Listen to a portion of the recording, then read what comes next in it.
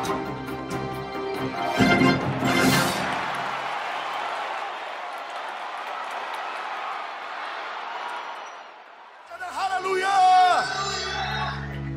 Sekarang sampaikan firman-Mu Tuhan.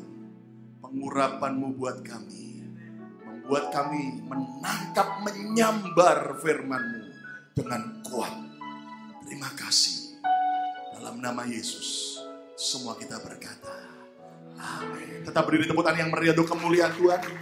Hadir bersama kita siang hari ini Bapak Pendeta Agus Budiman, seorang sahabat yang baik dari Melbourne, Australia. Kita sambut tepuk tangan yang meriah, ya. Jasnya sudah putih kayak Benny Hinn, sudah. Haleluya. Tapi jauh lebih ganteng yang ini. Ini jasnya bukan warna putih. Saya juga lihat, apa ini putih ya. Shalom, Ibu Sari. Terima kasih untuk lagu Permata Hati yang Tuhan. Di mana mungkin habis khotbah kita nyanyikan lagu itu, Pak ya. Ya. Bagus sekali. Saudara, kalau kita nyanyi lagu itu, sungguh bisa menyentuh hati kita. Tapi kalau saudara melakukan benar-benar apa yang dikatakan oleh lagu itu, tidak gampang, saudara. Tidak gampang menggantikan Tuhan dengan apa yang kau sayangi dalam hidup. Saudara, saya bilang sama saudara, sayangi Tuhan lebih daripada istri atau suami. Amin. Ada suami bilang, Pak, saya nggak bisa hidup tanpa istri saya. Lalu ada istri bilang, Pak, saya nggak bisa hidup tanpa suami saya. Bohong. Beberapa tahun yang lalu, salah satu jemaat saya, istrinya meninggal. Dia sayang sekali sama istrinya. Waktu saya temenin dia memilih peti mati, dia mau pilih dua. Saya bilang, buat siapa? Buat saya. Kenapa? Saya mau mati bunuh diri. Karena saya nggak bisa hidup tanpa dia. Berminggu-minggu dia menangis. Akhirnya setelah jalan waktu, dia bingung mau kawin sama siapa. Saya bilang sama saudara, saya sudah melihat 25 tahun mengembalakan. Saya tahu. Kalau saudara bilang, I can't live without you. Wow. Paling bagus kalau sudah berani katakan, Lord Jesus, I can't live without you. Amin. Taruh hatimu sepenuhnya untuk Tuhan. Katakan amin, saudara. Amin. Yeremia 29 ayat 11, ayat kesayangan saya, merubah hidup saya, masa depan saya. Sebab aku Tuhan mengetahui rancangan-rancangan apa yang ada padaku. Mengenai siapa? Mengenai kamu, mengenai saya, mengenai Anda. Ini firman Tuhan, demikian firman Tuhan. Yaitu rancangan damai sejahtera dan bukan rancangan apa? Kecelakaan. Dia tidak merencanakan kecelakaan dalam hidup saudara dan saya. Untuk memberikan apa kepada saudara dan saya? Hari depan yang penuh harapan. Amin. Ini ayat emas saya dalam hidup saya yang telah merubah hidup saya. Saya ngomong ini karena saya mengalami. Ayat emas istri saya, Mazmur 37 ayat 3 sampai 4. Daud berkata, percayalah kepada Tuhan dan lakukanlah yang baik. Berapa banyak di antara saudara dan saya ketika kita susah, kita berusaha melakukan hal yang tidak baik. Karena terpaksa. Pak, saya terpaksa melakukan. Saya terpaksa bohongi teman saya. Saya terpaksa bohongi istri saya, Pak. Terpaksa semua. Tapi percayalah kepada Tuhan, Daud katakan, lakukanlah yang baik. Diam di negeri di mana engkau tinggal dengan setia. Diam di Philadelphia di mana engkau tinggal. Amin. Dan bergembiralah. Dan bergembiralah. Karena Tuhan. Walaupun kondisimu tidak baik, bergembiralah karena Dia. Itu yang dia minta. Maka Daud katakan, Tuhan akan memberikan kepadamu apa yang diinginkan oleh hati. Amin. Rahasia ini selalu saudara baca, tapi nggak ngalami. Karena apa? Karena saudara nggak percaya firman Tuhan bisa melakukan. Karena kita tidak pernah mau menunggu waktu Tuhan. Bersama saya buka 1 Samuel. Kita mau lihat bagaimana Hana mengalami penundaan. Supaya saudara percaya bahwa apa yang kau desire dalam hidupmu akan bisa terpenuhi. Katakan amin saudara. Apa yang menjadi desire tahun 2014? Apa yang Tuhan belum penuhi dalam hidupmu? Tuhan itu nggak bohong. Saudara, waktu saya pelajari tentang hidup Hana, saya bikin khotbah ini, saudara. Kadang saya tengah-tengah khotbah nggak mau nangis. Karena apa? Luar biasa. Tuhan itu bukan manusia yang dia minta balasan dari kita. Enggak. Saudara kasih 1, saudara dapat 5. Itu Tuhan. 1 Samuel. Kalau saya baca nanti lompat-lompat atau versi saya, itu Alkitabiah. Saya tidak menambah, tidak mengurangi. Karena saya sudah terlalu hafal kayak ini. Ya. Nah, di sebuah kota ada seorang laki-laki dari Ramah, ya, di pegunungan Efraim, namanya Elkana. Nah, orang ini punya 2 istri. Yang pertama namanya Hana, dan yang kedua namanya Penina. Hana tidak punya anak, sementara Penina mempunyai anak. Orang itu Elkana dari tahun ke tahun pergi meninggalkan kotanya dan sujud menyembah dan mempersembahkan korban kepada Tuhan semesta alam di Silo. Di sana dia menjadi imam Tuhan, dan untuk yang di sana pada waktu itu menjadi imam Tuhan adalah anaknya Imam Eli, yaitu Hofni dan Pinehas. Saya sambung nanti, saudara. Saya lupa memperkenalkan keluarga saya, saudara. Saya pikir tadi pagi sudah, ya. Oke, saya lupa kenalkan keluarga saya. Berdiri semuanya. Berdiri 1, 2, 3, 4. Oke. Nah, ini Edwin, mantu saya. Ruth, anak pertama saya. Grace, anak kedua saya. Itu istri saya. Dan yang paling kecil Rebecca. Yes, good. Thank you buat semuanya. Kami datang kemari karena saya dan istri 30 tahun anniversary kami. Right?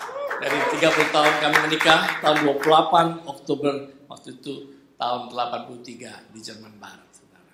Nah, anak saya yang ketiga pas selesai high school-nya, jadi kami sebagai orang tua sudah selesai tugas kami untuk antar jemput anak sekolah. Ada 16 tahun saya dan istri antar jemput. Tapi nggak sia-sia, saudara. Nggak sia-sia. Itu namanya menabur, saudara. Katakan amin, saudara. Ya, nah, lanjutkan. Ayat keempat, pada hari Elkana mempersembahkan korban diberikanlah pada hari dia mempersembahkan korban, maka kepada istri yang kepada istri keduanya Penina dia berikan, dan anak-anaknya, sementara Penina punya anak banyak ya dari Elkana. Nah, istri keduanya ini dia berikan sebagian, dan anak-anaknya juga dia berikan sebagian. Meskipun ayat kelima, Hana nggak punya anak, tapi dia tetap sayang pada Hana. Dia berikan Hana 1 bagian penuh. Ya. Lalu ayat ke-6, tetapi Penina selalu menyakiti hati Hana karena Tuhan menutup kandungannya.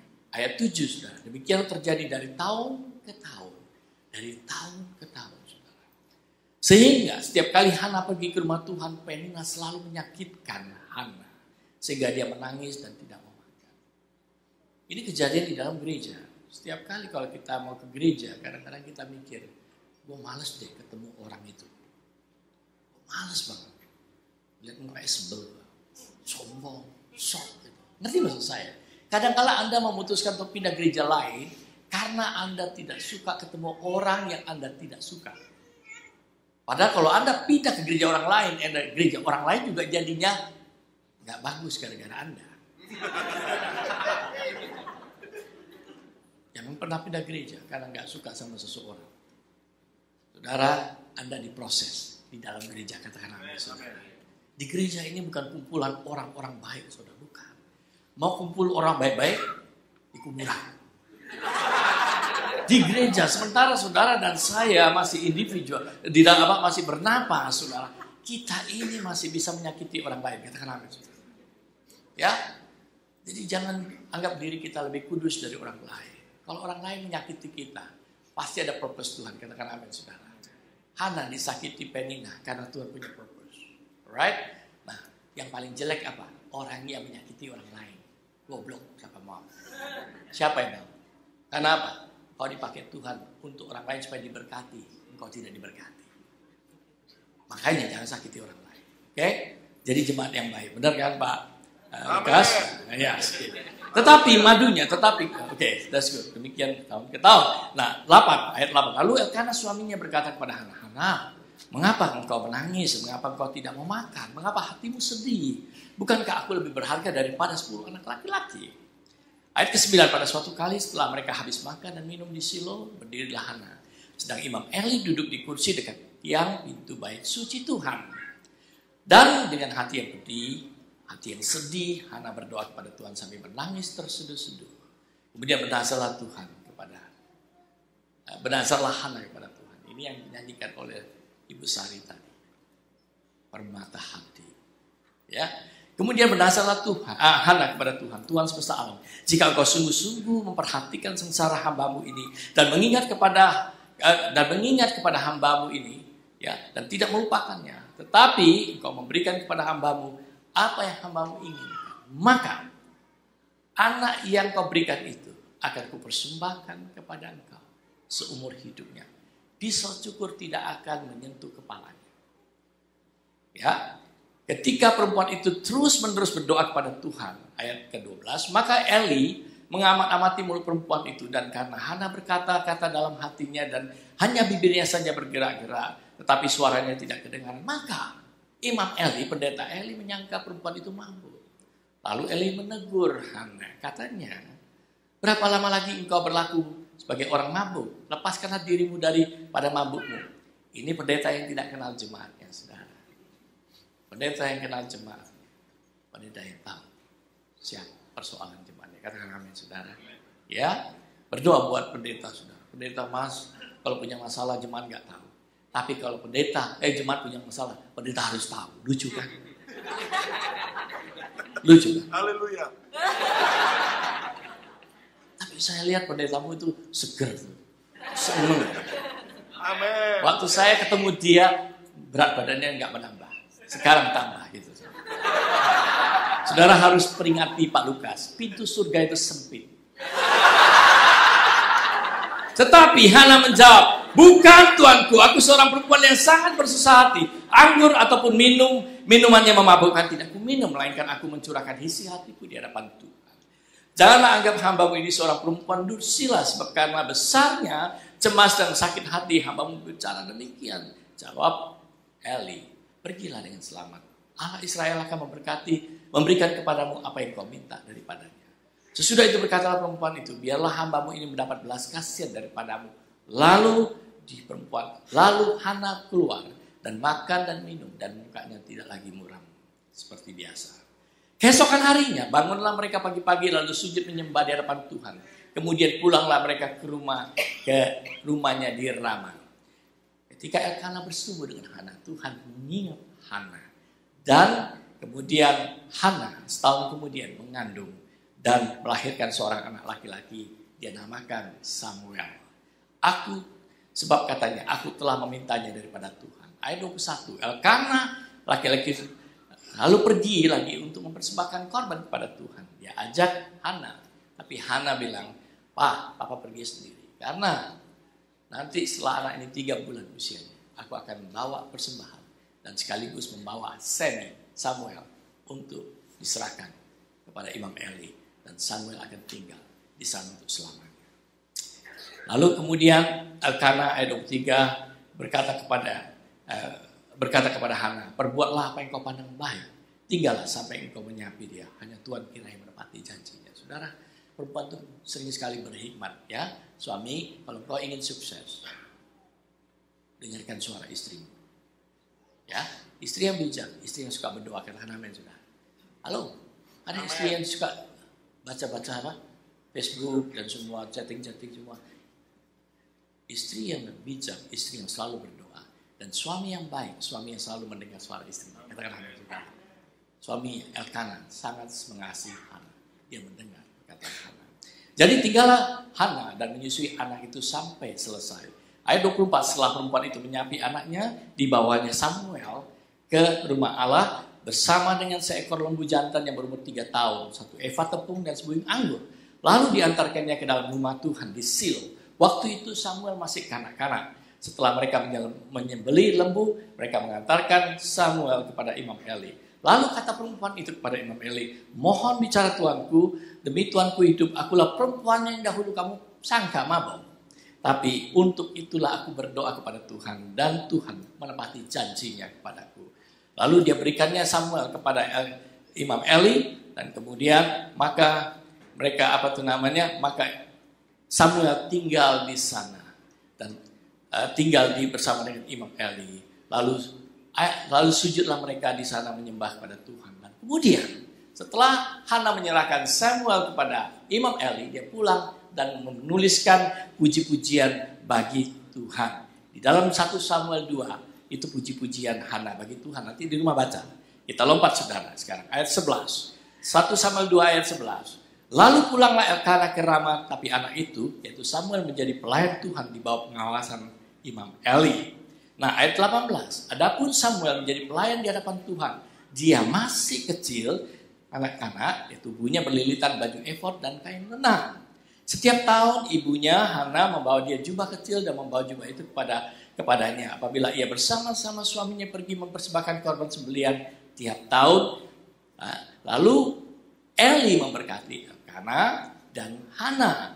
Katanya begini, Tuhan kiranya memberikan keturunan kepadamu dari perempuan ini pengganti yang telah diserahkan kepada Tuhan. Nah, sesudah itu pulanglah mereka ke tempat kediamannya dan Tuhan memperdulikan Hana. Sehingga dia mengandung dan melahirkan 3 anak laki-laki dan 2 anak perempuan lagi. Saudara, ini yang saya kenal dengan kelipatan 5, saudara. Di dalam Alkitab, saya belum pernah ketemu kelipatan 2, tapi saya ketemu kelipatan 5, saudara. Ini yang saudara harus pelajari di dalam kehidupan Hana.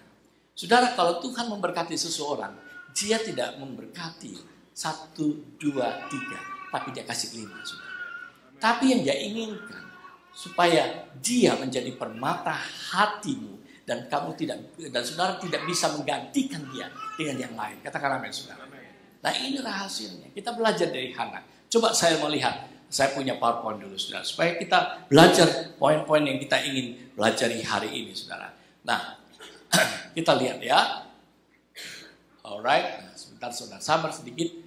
Saudara, saya inginkan sebelum saudara melihat poin-poin dari Hana yang kita bisa pelajari, saya ingin memperlihatkan Anda ironis di dalam kehidupan saudara dan saya. Ironis dalam kehidupan sehari-hari, saudara. Nah, sering sekali, perhatikan, saudara. Sering sekali apa yang kita doakan belum tentu kita dapat, tetapi orang lain yang dapat, saudara. Orang lain dapat. Saya kasih contoh, saudara. Nah, sering sekali kita lihat ada orang tua, dia suka pukul anak. Lalu kita bilang sama suami kita, papa, itu orang tua kurang ajar, nggak tahu diri. Anak dipukuli. Kalau anak itu dikasih kita kan lumayan ya. Kita kepingin anak dari dulu dan dapat anak ya. Tapi orang itu sudah banyak anak dipukuli anaknya. Nggak dikasih makan anaknya. Diperhatikan anaknya. Jadi ironis ya begini, saudara. Ada orang yang punya anak banyak, tetapi dia tidak pernah sayang sama anaknya. Tapi ada orang yang tidak punya anak, dia kepingin punya anak, saudara. Ya kan? Itu sering terjadi dalam hidup kita ya. Dan saudara, kadang-kadang ada juga orang bilang begini, suaminya bilang sama istrinya begini, nah, aku kepingin dari dulu punya Mercy. Kamu lihat apa? Itu tetangga kita. Punya Mercy nggak dipelihara, baru 3 bulan sudah peot sini peot sana. Coba aku punya, nggak mungkin. 5 tahun pun Mercy-nya masih mulus, Pak. Ngerti maksud saya? Kadang-kadang kita inginkan sesuatu, tapi kita nggak dapat. Orang lain yang dapat. Tapi orang lain yang mendapatkan apa yang kita inginkan, itu belum tentu menghargai barang tersebut atau hal tersebut. Ya, itu ironis di dalam kehidupan kita. Elkana punya 2 istri. Yang satu namanya Hana, yang satu namanya Penina. Nah, kebiasaan zaman dahulu, saudara. Kalau seorang suami kawin, menikah, kalau istri pertamanya tidak membuahi anak, maka dia berhak untuk ambil istri yang kedua, seperti Abraham, saudara. Ya, nah, Abraham tidak mengambil Hagar sebenarnya, tapi istrinya yang suruh tidur dengan Hagar, saudara. Nah, itu kebudayaan pada zaman dulu. Ini yang dipakai oleh orang Mormon sehingga mereka punya istri banyak dengan alasan istri pertama tidak mengandung, saudara. Nah, sekalipun Penina mempunyai banyak anak, tetapi Elkanah tetap sayang sama Hana walaupun dia mandul. Seharusnya dia sayang sama Penina. Nah, Penina berusaha untuk mencuri hati suaminya supaya suaminya sayang sama dia. Nah, karena dia tidak dapat kasih sayang dari suaminya, dia tidak dapat perhatian dari suaminya, maka Penina selalu menyakiti Hana. Dia cemburu terhadap Hana. Dia lukai Hana. Sekali lagi sama saudara, saya bilang, ironis dalam hidup ini. Kalau saudara tidak mendapatkan sesuatu apa yang saudara minta, jangan pernah cemburu terhadap orang lain. Katakan amin, saudara. Ya, saudara yakinlah, percaya bahwa Tuhan itu sumber dari semuanya. Amen. Dia memperhatikan Anda. Karena di dalam Yeremia 28 ayat 11 mengatakan bahwa dia punya rancangan. Dia punya suatu planning buat Anda dan saya. Masa depan yang penuh harapan, kesejahteraan dan sebagainya. Jadi saudara jangan percaya bahwa orang lain lebih diberkati, Anda tidak diberkati. Dan Anda cemburu terhadap orang lain. Oke? Nah, kita akan lihat supaya seterusnya saudara. Nah, ini yang terjadi next week. Oke. Nah, saya singkat. Nah, di dunia ini penuh dengan orang-orang yang tidak menerima apa yang dia inginkan. Benar kan? Saudara, ini kejadian ironisnya. Alright. Nah, satu hal kesalahan yang kita perbuat adalah kalau kita merasa diri kita satu-satunya orang yang tidak menerima apa yang kita minta daripada Tuhan, saudara.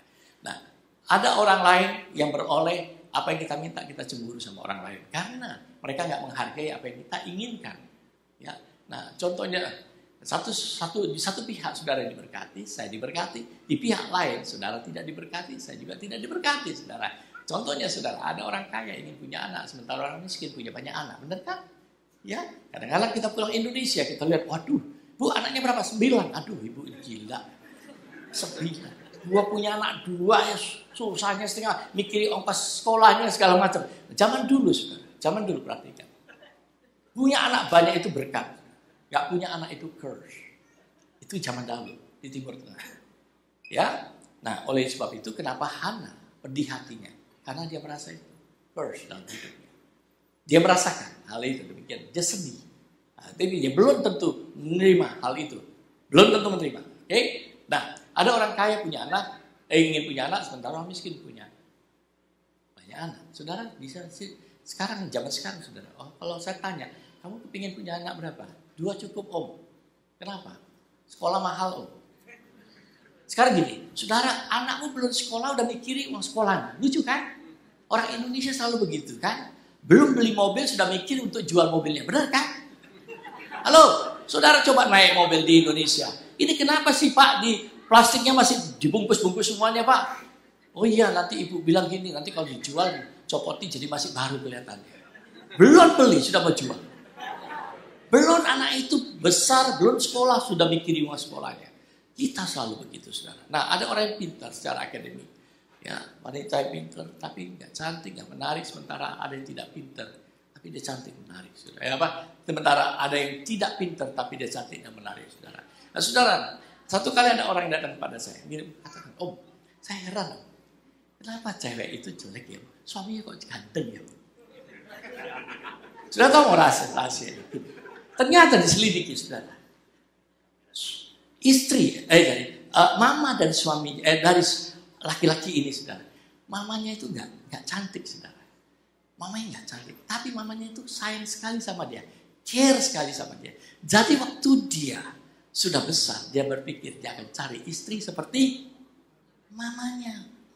Jadi walaupun nggak cantik, tapi care sama dia. Makanya kalau kita nggak cantik pas-pasan, punya hati yang care kayak gitu loh. Ngerti maksud saya? Jangan kalau udah nggak cantik, judes, jangan. Cetus gitu. Nah, ini pengalaman saya, saudara. 25 tahun mengembalakan, apalagi berapa belas tahun saya mengembalakan anak-anak muda semuanya. Saudara, sudah jelek karena cetusnya kan main. Kapan dapat judulnya? Nah, ada lagi ironis gini. Lakinya itu ganteng, istrinya jelek. Waktu saya lihat, mamanya orangnya cantik, saudara. Kok bisa dapat istri jelek? Ternyata gini, saudara. Papa mamanya nggak akur, berantem terus. Mamanya itu nggak peduli sama dia. Waktu dia masih kecil, suster semua itu. Nah, mamanya sukanya berdandan. Ya, pergi sama teman-temannya bersosialize gitu. Anak nggak dipedulikan, dikasih suster, saudara. Akhirnya anaknya besar. Pikir kalau dapat perempuan cantik, gua rugi kayak mama gua. Ngabisin duit. Ngetek lo duit. Ngerti ya, saudara? Akhirnya dia tidak mau sama perempuan yang cantik. Dia cari yang jelek, yang baik.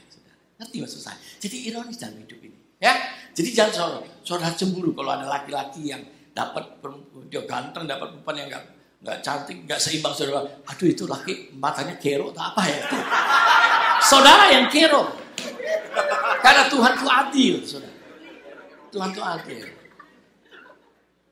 Ada orang yang cantik tapi pernikahannya nggak bahagia, tapi ada orang yang nggak cantik pernikahannya bahagia. Itu ironis dalam hidup. Ya, terima ya, oke? Halo, suami istri kalau udah kawin jangan lihat yang lain. Oke, jangan tuh kok lebih cantik ya, atau itu lebih ganteng ya, lebih baik. Jangan, saudara. Begitu kau kawin sama orang itu bermasalah lagi, pernikahan kedua tidak akan lebih baik dari pernikahan pertama. Percaya saya. Orang saya menikah 30 tahun. Halo, kok diam? Oke, next. Nah, jadi satu area kita diberkati. Tapi area lain kita belum tentu diberkati. Tidak pandang status sosial kita. Apakah kita kaya, miskin, ataupun kita sudah menikah atau belum menikah. Saudara. Tidak pandang. Oke? Nah, sikap kita dalam menghadapi keinginan yang belum terpenuhi itu sangat penting. Sikap kita dan sikap hati ini penting sekali. Itu yang penting sekali. Nah, sering sekali saudara dan saya kecewa sama Tuhan. Karena tidak mendapatkan apa yang saudara inginkan. Benar kan? Jujur ya. Oke, next kita lihat ini. Apa yang kita pelajari dari hal ini? Pertama sekali, sesuatu yang belum kita dapat itu belum tentu punishment daripada Tuhan. Unfulfillment is not God punishment. Belum. Nah, saudara gini, Hana bergumul untuk itu. Dia juga tempted, saudara, untuk percaya bahwa kandungannya ditutup oleh Tuhan itu karena curse. Karena apa itu namanya? Bahasa Indonesia, kutuk, saudara. Karena kutuk, saudara. Dia juga tempted dong. Dia bisa percaya. Apalagi orang sekitar bilang, lu sih perempuan malu, lu sih berdosa. Mama lu sih dulu buat dosa apa itu sampai lu begini. Ngerti maksud saya? Kalau kita selalu percaya apa kata orang, akhirnya saudara menjadi seperti apa kata orang. Makanya kenapa Pak Lukas selalu bilang firman Tuhan ini harus dibaca. Selalu pendeta menekankan kepada jemaat, jangan bosan dengan firman Tuhan. Karena begitu engkau dengar perkataan orang, iblis bilang, percaya, firman Tuhan bohong. Makanya saudara jadi orang yang gagal. Firman Tuhan tidak kau percayai lagi. Ya, jadi baca firman Tuhan, aku tidak ngerti. Oleh tante-tante bilang, om bilang, aku tidak ngerti nih. Kok baca ini kok baca sejarah ya Nip ya. Itu kecil-kecil ngantuk tante. Iya. Apa pikir pendeta nggak ngantuk kalau baca Alkitab? Ngantuk. Kalau bacanya bukan di prime time. Kalau saudara baca bukan di waktu yang saudara saya baca bertahun-tahun. Alkitab ini pagi hari. Ini Alkitab saya sudah jungkir balik, saudara. Tidak saya ganti dengan iPad, tidak saya ganti dengan apapun. Karena ini Alkitab sakral. Di mana kalau saudara sebut, saya tahu tempatnya. Tapi begitu buka iPad, nggak tahu di mana ya itu ya. Lupa semuanya, blank. Nah, saya bawa ini Alkitab tiap hari dalam tas saya. Sama satu buku. Dan bersama dengan kafe latte di kafe. Dan tidak pernah absen. Hujan maupun dingin maupun panas. Jam 8:30 saya ada di kafe itu. Bertahun-tahun. Dimanapun kalau saya pergi di sini, saudara, saya selalu bilang istri saya, tak selidiki kafe di mana saya bisa duduk pagi-pagi. Saudara, ini firman Tuhan. Pendeta bisa dengar suara orang lain, tapi saudara dan saya belajar firman Tuhan ini, ya dan amin. Katakan amin, saudara. Ya, jadi jangan sampai saudara gara-gara persoalan orang lain bilang begini, Pak pendeta apa benar ya saya begini, terus sambung lagi ke pendeta lain. Kalau pendeta tamu datang. Makanya saya paling gak suka kalau ada jemaat nanya saya, loh Pak Lukas ngomong apa tentang Anda? Ngomong gitu, ya sudah, percaya Pak Lukas, jangan percaya saya. Ngerti maksud saya? Terlalu banyak ngomong sama pendeta, ngawur nanti. Jadi Hana bergumul karena kebudayaan Timur Tengah, kemandulan ada sebuah arah, kutu. Dia juga bisa percaya, saudara. Tapi dia nggak mau percaya. Nah, itu pentingnya. Dia tidak mau percaya. Next please, kita lihat. Setiap kali hari di mana Elkana harus mempersembahkan korban, maka dia lihat, Hana itu melihat suaminya bagikan kepada istri keduanya, anak-anaknya persembahan. Sakit hatinya. Artinya, Tuhan, kapan aku ngalami kayak gini? Kapan suamiku dapat bisa membagi-bagikan hal itu dan anak-anakku? Kapan? Dia tempted, saudara. Sementara Penina merasa menghina Hana. Sementara Penina menghina Hana, lu mandul lu, dosa lu. Ngerti maksud saya? Jadi ada rencana Tuhan kalau di gereja orang-orang menyakiti Hana, Anda tetap berlaku setia, katakan amin, saudara. Ada rencana mau pindah minggu depan? Good, next. Pernah Anda merasa hal tersebut? Pernahkah kita merasa Tuhan tidak sayang kalau kita melihat orang lain lebih diberkati dari kita? Bodoh, saudara, jangan pernah gitu. Pernahkah kita merasa Tuhan sedang menghukum kita ketika kita tidak memperoleh apa yang kita inginkan? Supaya keuangan, saudara berdoa supaya Tuhan diberkati tahun 2013, ternyata Tuhan belum berkati Anda. Anda marah sama Tuhan. Sementara Anda di dalam karir stagnan, gak naik-naik, Anda marah sama Tuhan. Sementara Anda juga belum punya pacar, ya, belum menikah, Anda stagnan. Anda marah sama Tuhan. Istrimu gak setia, atau suamimu gak setia, atau keluargamu gak bahagia, kau marah sama Tuhan. Bisa kita menjadi tempted untuk percaya bahwa Tuhan menghukum saya untuk itu. Jangan percaya, saudara.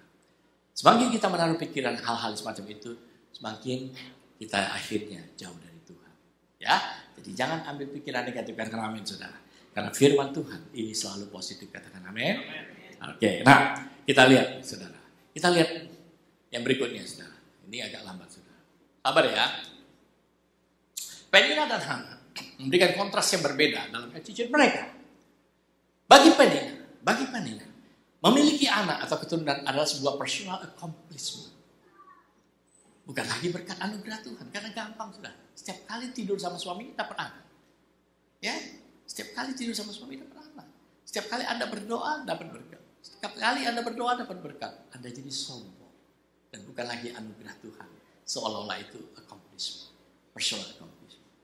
Pak, saya bisa begini ya Pak ya. Saya itu kerja keras Pak. Saya itu kerja keras Pak. Makan pun jarang Pak. Oh super mie aja Pak. Itu dia tuh teman saya Pak, miskin karena malas Pak. Jadi personal accomplishment. Nah, Penina menyiksa Hana secara emosi dan menunjukkan kalau dia lebih diberkati oleh Tuhan dan mendapat God's favor. Sementara dia jadikan berkat Tuhan ini sebagai kemenangan pribadi. Jangan pernah, saudara. Jangan pernah jadi Kristen Penina. Menunjukkan kalau engkau lebih diberkati daripada orang lain. Katakan amin, saudara. Ya, saya nggak against saudara datang ke gereja bawa LV, nggak against. Mau bawa Chanel, nggak against. Tapi jangan itu menjadi batu sandungan buat yang lain. Katakan amin, saudara. Oke? Jangan, saudara. Sering sekali di gereja kita lihat orang-orang suka pamer, saudara. Nah ya, pernah di gereja ada satu orang bersaksi, Pak, saya sebel Pak, sama ada ibu satu di depan saya. Kenapa? Ibu ini kalau ngangkat tangan Pak, tinggi-tinggi Pak. Dikasih lihat diamannya Pak, semua. Dicari-carinya. Ya, kamu kok punya pikiran gitu? Lu kelihatan Bu, Pak, orangnya tuh enggak rohani Pak. Sebenarnya orangnya enggak rohani. Kan saya kenal Pak, tapi kalau nyanyi itu Pak, tinggi. Mau kasih lihat diamannya. Nah saudara, ada orang jadi batu sandungan. Paulus bilang, kalau hal itu jadi batu sandungan, tak kalah. Ngerti maksud saya? Jangan jadi Kristen Penina. Menunjukkan seolah-olah Anda lebih diberkati daripada orang lain. Akhirnya jadi batu sandungan buat orang lain. Gak apa-apa pakai. Tetapi jangan sampai orang lain jadi batu sandungan. Itu Penina, saudara. Menunjukkan bahwa personal accomplishment. Alright? Gak salah diberkati. Tapi kadang-kala berkat Tuhan menjadi batu sandungan buat orang lain. Nah, bagi Hana, tidak memiliki anak, itu bukanlah sebuah hukuman. Oleh sebab itu, Hana tidak pernah membalas penghinaan Penina terhadap dirinya dengan kejahatan. Tapi sebaliknya, Hana mendekatkan hatinya kepada Tuhan. Saya peringatkan kepada Anda. Mau jadi Kristen seperti Hana? Oh yes. Siapa yang tidak mau? Saudara, jangan pernah di dalam pikiranmu bahwa engkau tidak mendapatkan sesuatu sementara orang lain lebih diberkati dan engkau merasa itu hukuman daripada Tuhan. Contohnya begini. Ada jemaat kadang-kala sudah jadi teman baik, saudara. Akhirnya berantem. Dan saling dengki. Karena apa? Temannya lebih diberkati. Akhirnya dia mulai menggosip kepada teman-teman yang lain bahwa temannya begini. Padahal cuma gara-gara temannya itu lebih diberkati daripada dia. Dia iri hati. Itu tandanya. Kalau orang merasa dirinya, dia terima itu punishment daripada Tuhan. Dia mulai cemburu sama orang lain. Katakan amin, saudara. Kalau saudara lain, lihat orang lain pakai baju necis, mau pakai tas LV, mau so what? Ngerti maksud saya? Ngapain kita cemburu? Pak itu ibu, ya Pak ya. Pamer terus Pak kalau ini. Ya so what? Biarin aja. Ngerti maksud saya? Kristen kita Kristen penina. Kalau saya nggak dapat itu bukan nggak ada punishment. Satu kali kelak saya bisa dapat yang sama. Katakan amin, saudara. Asal hati saya jaga. Itu Kristen penina. Jadi dia tidak membalas, ya. Kristen Hana. Dia tidak membalas kejahatan penina. Tapi dia mendekatkan hatinya kepada Tuhan. Katakan amin, saudara. Semakin kita lihat orang diberkati, semakin puji Tuhan. Haleluya. Saudara, saya bilang sama anak-anak saya, kalau kita masuk Philadelphia, kita harus menjadi orang seperti Betani. Shalom. Semuanya. Karena apa? Teman-teman saya di luar daripada Philadelphia, kan denominasi lain. Nah itu, bicaranya lain, saudara. Jadi saya menempatkan diri saya seperti Paulus. Datang ke Roma jadi orang seperti Roma. Datang ke Yunani jadi orang seperti Yunani. Ketemu Pak Lukas, saya lebih rohani, saudara. Karena apa? Karena saya tahu Pak Lukas senang sekali kalau udah shalom. Ngerti maksud saya? Jadi kita nggak perlu cemburu. Teman saya bilangin, Bagus, kok bisa masuk Betani, Bagus? Oh betul nih. Oh udah apa-apa. Saya bilang, kenapa emangnya? Kalau kita punya hati yang baik, saudara. Tidak perlu marahi orang. Senang lihat Pak Lukas diberkati. Saya senang, saudara. Bergaul sama dia, lihat cara dia mengembalakan, lihat cara dia mimpin. Baik, kita bisa belajar. Katakan amin, saudara. Ya, kita tidak akan pernah bisa belajar kalau kita cemburu sama orang lain. Ya, Kristen Hana. Oke, next please. Kita lihat yang kedua. Nah, yang kedua, jangan pernah give up kalau kita belum dapat untuk kita doa apa yang kita minta pada Tuhan. Oke? Jangan pernah give up, saudara. Nah, ketika Hana datang kepada Tuhan, dia tidak datang dengan mengaku dosa supaya Tuhan memberikan apa yang diinginkan. Tidak, saudara. Saudara jangan datang pada Tuhan seperti apa? Kicea, saudara. Minta ampun. Tuhan Yesus, ampuni. Terus saudara bilang, Pak Lukas, kenapa ya saya ada dosa apa ya? Sudah minta 1 tahun nggak punya anak, Pak. 3 tahun nggak punya anak, Pak. Dosa apa ya, Pak ya? Saya sudah minta karir saya supaya dipromosi, Pak. Oh nggak naik-naik, Pak. Dosa apa ya, Pak? Tidak ada dosa. Tidak ada dosa. Cuma hatimu itu loh, belum pas waktunya. Katakan apa ya? Belum pas hatimu itu. Tidak ada dosa. Ngapain saudara datang ke Pak Lukas hanya mengatakan, Pak, kenapa ya, Pak?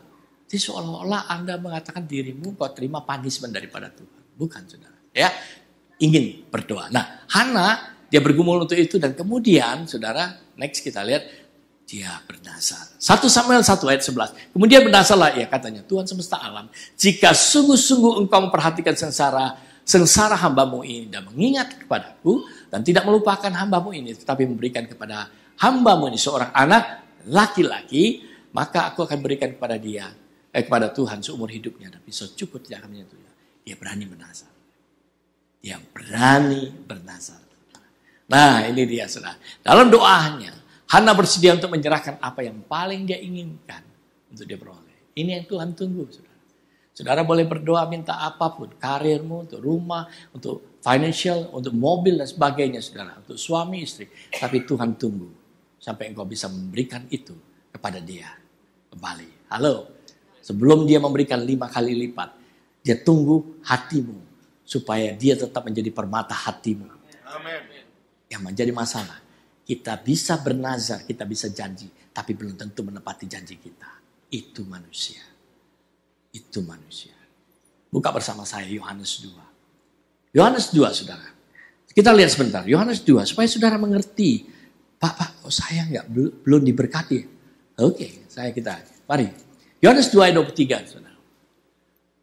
Dan sementara Yesus, Yohanes 2 ayat 23, sementara Yesus di Yerusalem selama hari raya Paskah, banyak orang percaya dalam apa? Namanya, karena mereka melihat tanda-tanda yang diadakannya. Tetapi Yesus sendiri tidak mempercayakan dirinya kepada mereka karena ia mengenal mereka semua. Saudara, di gereja ini banyak terjadi tanda-tanda, mujizat-mujizat. Saudara datang, temanmu datang, berjemaat di sini. Tapi belum tentu itu terjadi untuk engkau. Itu yang terjadi, saudara. Tetapi Yesus sendiri tidak mempercayakan dirinya kepada mereka karena ia mengenal mereka semua. Dan karena tidak perlu seorang pun memberi kesaksian kepadanya tentang manusia. Sebab Yesus tahu apa yang ada di dalam hati saudara dan saya. Dia lihat hati, dia nggak lihat rupamu. Benar gak, saudara? Ya, dia nggak lihat rupamu, tapi dia lihat hatimu. Nah, berikutnya, saudara. Nah, bagi wanita, ya, doa Hana itu bersedia menyerahkan apa yang dia inginkan. Anaknya 3 tahun. Bagi orang Ibrani, mereka menyusui anak sampai 3 tahun. Ya, nah, anak dalam usia 1 sampai 3 tahun itu paling lucu. Ya, ibu-ibu yang sedang mengalami itu paling lucu. Saudara tidak boleh tidak mengalami anakmu pada waktu 1 sampai 3 tahun. Waktu dia mulai berjalan, waktu dia mulai panggil namamu, papi, mami gitu. Bayangin Samuel usia 3 tahun. Waktu mamanya panggil dia Semi. Dia mesti bawa itu anak. Diserahkan kepada Imam Eli. Saudara bisa bayangin. Saudara, kalau Tuhan ingin memberkati kita, dia minta apa yang menjadi idola dalam hidupmu. Supaya dia tetap nomor 1 dalam hidupmu. Katakan amin. Lagu tadi, Permata Hatimu. Kalau engkau bisa nyanyi dengan sungguh-sungguh dan berjanji di hadapan Tuhan, dan kau tunggu proses yang Tuhan izinkan dalam hidupmu, kau akan dapat apa yang kau inginkan. Amen. Tapi masalahnya Tuhan tunggu prosesnya itu. Tuhan lihat. Ya, jadi waktu Semi itu diserahkan, bayangkan, oleh Hana kepada Imam Eli. Bayangin waktu Semi bilang, mama, balik lagi. Pernah nggak, saudara? Gendong anakmu dia mau bilang, bu, mari saya gendongin anaknya. Terus anaknya nggak mau, kau paksa gendong. Anaknya bagaimana? Mama, balik lagi badannya kan? Bayangkan waktu Semi diserahkan Hana kepada Imam Eli, betapa sedihnya hatinya. Tapi karena dia sudah terlanjur janji kepada Tuhan, nazarnya dia tepati. Ini yang luar biasa dari Hana. Nah, kita lihat, saudara. Oke, bayangkan Semi ya. Nah, kenapa Hana melakukan hal itu? Yang pertama, saudara, karena Hana tahu dibutuhkan mujizat untuk memperoleh seorang anak. Katakan amin, saudara. Dibutuhkan mujizat untuk dapat promosi. Dibutuhkan mujizat untuk dapat pekerjaan. Untuk saudara punya anak. Untuk punya rumah dan sebagainya. Sementara orang lain merasa itu gampang. Tapi bagi Anda dibutuhkan mujizat. Katakan amin, saudara. Yang kedua, karena Tuhan punya purpose buat Hana. Karena kalau ketika itu barang atau itu anak diserahkan kembali kepada Tuhan, maka Tuhan akan pakai Semi menjadi sesuatu yang luar biasa. Katakan amin, saudara. Semakin susah kita beroleh sesuatu yang kita minta, semakin Tuhan punya purpose untuk itu. Katakan amin, saudara. Nah, masalahnya kita menganggap itu punishment. Padahal bukan, saudara. Semakin susah Hana mendapat anak, semakin dia tahu itu rencana Tuhan. Ingat Rahel, Sarah, istri Manoah, ibu Simpson, dan Elizabeth, mereka punya kandungan ditutup sama Tuhan. Tapi waktu Tuhan buka kandungan mereka, apa yang terjadi? Anak-anak mereka tertulis dalam sejarah Alkitab, saudara. Siapa yang gak kepingin, saudara? Tapi bagaimana menantikan proses supaya Tuhan tahu hatimu, itu penting sekali. Itulah, yang ketiga, itulah yang dipikirkan oleh Tuhan, seperti apa yang ditulis oleh 1 Yohanes 5 ayat 14. Di dalam suratnya, Yohanes tuliskan kepada jemaat di Efesus. Dan inilah keberanian percaya kita kepadanya. Yaitu bahwa Tuhan mengabulkan doa saudara dan saya. Jika kita meminta sesuatu kepadanya menurut apa? Saudara, Tuhan ingin saudara punya rumah. Yes. Tapi rumah itu bukan dipakai untuk jadi show off sama orang lain. rumah itu bisa dipakai untuk kemuliaan nama Tuhan. Katakan amin, saudara. Supaya hamba Tuhan juga bisa nginap di rumahmu. Supaya rumahmu bisa dibuka untuk apa? Untuk beribadah. Ngerti maksud saya? Jadi bukan untuk pamer-pamer, saudara. Berkat yang Tuhan berikan itu untuk dinikmati yang bersama. Walaupun orang lain tidak mempunyai rumahmu, tapi orang lain bisa menikmati rumahmu. Katakan amin, saudara. Ya, oke, next please. Nah, jika kita meminta sesuatu kepadanya, menurut kehendak dia, bukan menurut kehendak saya. Oke, ketika Hana menyerahkan Samuel kepada Imam Eli, Samuel berusia 3 tahun. Dan Hana tidak pernah membayangkan ketika dia memberikan Semi, dan kemudian dia dapat 5 anak lagi. Dia tidak pernah membayangkan. Ini penting. Ini penting, saudara. Kalau saudara memberi kepada Tuhan 1, lalu saudara berharap Tuhan berikan 2, sudah kecewa. Makanya kenapa di gereja saudara sering sekali, nah, kalau saudara memberikan persembahan per bulan, saudara berharap Tuhan memberkati hidupmu. Jangan berharap dulu, saudara. Walaupun itu ada firman Tuhan. Tapi netralkan hatimu. Kalau engkau memberikan, engkau mengasihi Tuhan. Kata amin, saudara. Jangan seperti kita anggap Tuhan itu seperti teman. Kalau saya traktir kamu, besok kamu traktir saya. Kan manusia begitu kan? Pak, itu orang pelit, Pak. Kenapa? 3 kali saya traktir, gak pernah traktir saya, Pak. Jadi saudara berpikir Tuhan itu juga boceng pelit. Saya sudah memberikan per bulan bertahun-tahun, Pak Lukas. Kenapa saya gak diberkati? Ngerti maksud saya? Karena kita menaruh selalu imbalannya. Hana tidak pernah, saudara. Sekali dia serahkan Semi, dia tidak berharap Tuhan memberikan 5 kali lipat. Karena itulah Tuhan berkati kepada Hana 5 kali lipat. Katakan amin. Hatinya sudah bersih. Permata hatinya itu tuh bukan lagi Semi. Bukan Semi lagi. Nah, kalau Hana tahu Hana menyerahkan Samuel kepada Imam Eli. Dan pada waktu itu dia sudah tahu Tuhan akan berikan di anak lagi. Dia tidak akan sedih. Semi, bye-bye. Bye-bye. Mama punya lagi nanti. Bye-bye. Saudara, 1 Samuel 2. Hana menyanyikan pujian kepada Tuhan. Bayangin. Waktu Tuhan lihat hatinya lagi hancur. Dia bisa memuji Tuhan. Bergembira karena Tuhan. Tuhan tidak tahan. Saudara. Buat hati Tuhan begitu, saudara. Tuhan tidak tahan ngelihat kita. Karena apa? Kita berani sacrifice apa yang kita minta. Lalu kita kembalikan untuk Tuhan. Lalu Tuhan lihat kita memuji dia seperti apa yang Daud katakan. Bergembiralah karena Tuhan. Karena oleh sebab itu dia katakan maka Tuhan akan memberikan apa yang menjadi desire dalam hidupmu. Sudah kita berikan. Kita tunggu-tunggu. Kalau bisa Tuhan berkati. Kapan nih Tuhan berkati? Kita datangin ke pendeta. Pak katanya. Kalau memberikan per bulan diberkati.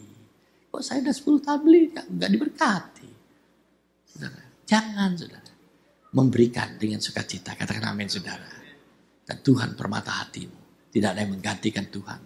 Uang, rumah, papa, mama, suami, istri, apapun yang kau miliki. Jangan pernah menggantikan Tuhan dalam hidupmu. Katakan amin saudara. Ya, that's good. Alright, dan Hana tidak berharap punya anak lagi. Dia tidak berharap sama sekali. Karena Hana memiliki integritas yang baik, menepati janjinya. Maka Tuhan berikan apa yang dia minta, saudara. Saudara, Daud pernah berkata begini dalam Mazmur 15. Orang yang pantas masuk dalam hadirat Tuhan atau pergi ke gunung Tuhan adalah orang, salah satunya dia bilang, orang yang sudah bersumpah, dia bayar sumpahnya walaupun rugi. Artinya kalau dia sudah berjanji, bernazar, dia bayar nazarnya sekalipun rugi. Katakan amin saudara. Berapa banyak kita tipu teman kita. Berapa banyak kita tipu orang lain. Karena kita takut rugi saudara. Firman Tuhan itu luar biasa. Dan Tuhan itu luar biasa. Oke, next please. Rasul Paulus pernah mengatakan demikian. Ini ayat masa kedua. Efesus 3 ayat 20. Bagi dialah yang akan melakukan jauh lebih banyak daripada apa yang kita doakan dan luar biasa. Bagi dialah yang dapat melakukan jauh lebih banyak dari apa yang kita minta dan doakan. Waktu Paulus nulis begitu, Hana di surga katakan, amin. Amin, yes. Saudara dan saya nggak ngerti ayat ini karena nggak alami. Nah, next please. Okay. Apa yang pelajaran ketiga? Cintai Tuhan lebih daripada segalanya. Katakan amin, saudara. Ya, sebentar lagi kita selesai. Cintai Tuhan. Sering kita jauh daripada Tuhan dan kecewa karena kita tidak mendapatkan apa yang Tuhan mau. Ya, apa yang kita mau dan kita tentukan waktu dan Tuhan tidak memberikan hal itu. Kita berhenti berdoa dan kita menganggap bahwa Tuhan tidak mengetahui apa yang terbaik buat saudara dan saya. Saudara, Tuhan tahu apa yang terbaik buat engkau. Apa yang terbaik? Engkau lari ke sini, Philadelphia. Apa bukan Tuhan tidak tahu kesusahanmu dulu di Indonesia? Tahu. Pak, saya membuat kesalahan Pak di Indonesia, Pak. Saya lari sini. Tuhan tahu. Tapi dia menyediakan pengampunan. Katakan amin, saudara. Konsekuensi kau tanggung. Tapi ingat, dia melupakan semuanya. Ya, kau hidup dengan konsekuensimu. Tetapi dia melupakan semua dosa kesalahanmu. Dan kau mulai sesuatu yang baru. Katakan amin, saudara. Oke, berlaku setia kepada Tuhan. Lakukan yang baik. Diam di negeri di mana Tuhan tempatkan Anda. Nah, next please. Oke, Alkitab mengatakan dengan sedih hati Hana datang kepada Tuhan dan menangis. Hana menolak untuk pahit terhadap Tuhan. Ingat, Hana menolak untuk pahit terhadap Tuhan. Walaupun dia disakiti oleh Penina, dia menolak untuk pahit kepada Tuhan. Disakiti oleh jemaat, disakiti oleh siapapun, engkau tetap menolak untuk pahit. Katakan amin, saudara. 2014, perbaiki attitude-mu. Kalau ke gereja, ngelihat orang yang tidak kau sukai, tiap malam kau doakan, orang itu pasti berubah. Katakan amin, saudara. Pasti. Bayangkan, di tempat tidurmu, orang itu baik sama Anda. Baik sekali. Pasti satu kali dia berubah. Semakin doanya tidak terjawab, semakin Hana datang dekat kepada Tuhan. Dan bahkan Hana datang kepada Tuhan dengan hati yang pedih. Daud berkata dalam Mazmur, oh Tuhan dekat dengan orang yang pedih hatinya, saudara. Nah, kenapa Tuhan melakukan penundaan? Hanya semata-mata Tuhan ingin mempersiapkan hati Hana supaya dia bisa menyerahkan apa yang dia inginkan. Cuma itu, saudara. Kenapa Tuhan tunda? Engkau tidak punya karir lebih baik lagi sekarang. Kau belum punya rumah. Kau belum punya segala yang kau minta. Karena Tuhan mau. Saudara, coba ya, mempersiapkan hatimu terlebih dahulu. Katakan amin, saudara. Supaya dia tahu hatimu. Supaya dia tahu. Akhirnya Hana bisa mengasihi Tuhan lebih dari yang kau miliki. Yang dia miliki, saudara. Hana membuat nazar. Inilah kasih yang membuat seseorang untuk mempercayai Tuhan lebih dari segalanya. Jangan bilang lagi, I can't live without you, darling. Salah, saudara. Coba Tuhan ambil. Kalau nggak bingung mau kawin lagi. Bohong. Tapi bilang Tuhan, I can't live without you, God. I love you so much. You can take everything. I still love you. Amen. Halo. Tadi Pak Lukas bagus sekali dan nambahkan begini. Waktu Tuhan minta sama Abraham, Ishak yang dia tunggu berapa tahun sudah? 25 tahun. Akhirnya Abraham berani memberikan Ishak kepada Tuhan. Akhirnya Abraham diberkati. Hanya hatinya Abraham yang Tuhan lihat, saudara. Oke? Nah, saudara boleh minta apa yang Anda punya, kepingin. Tapi Tuhan ingatkan Anda supaya hatimu kau jaga. Katakan amin, saudara. Yang kedua, waktu itu Pak Lukas katakan begini, saudara. Seorang wanita di Sarfat, saudara. Waktu dia memiliki makanan terakhir bersama anaknya, Nabi Elia datang. Elia bilang, ya apa?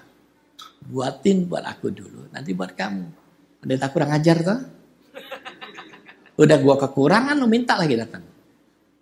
Elia bilang gini, buatin buat gua dulu, ntar buat kamu. Saudara, kadangkala pendeta dibuat Tuhan kurang ajar sama saudara, supaya Tuhan berkati Anda. Bukan karena Tuhan pendeta mata duitan, bukan, saudara. Ada pendeta mata duitan, saudara, tapi cuma karena Tuhan ingin berkati janda di Sarfat, dia utus Elia, saudara.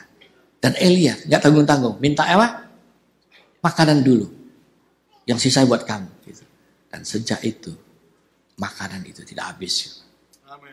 Itu yang Tuhan. Jadi apa yang Tuhan minta dari kita, sebenarnya dia mau kasih 5 kali lipat, saudara. Dia bukan Allah seperti manusia. Dia baik. God is so.